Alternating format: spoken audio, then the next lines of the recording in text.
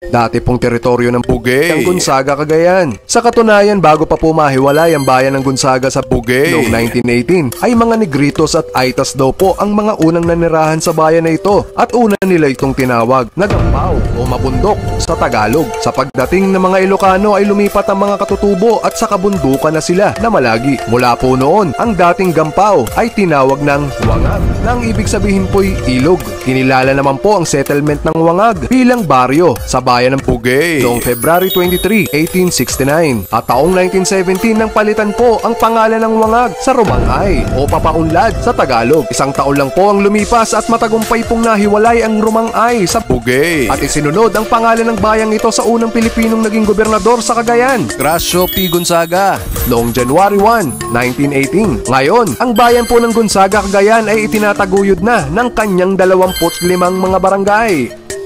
Follow me for more!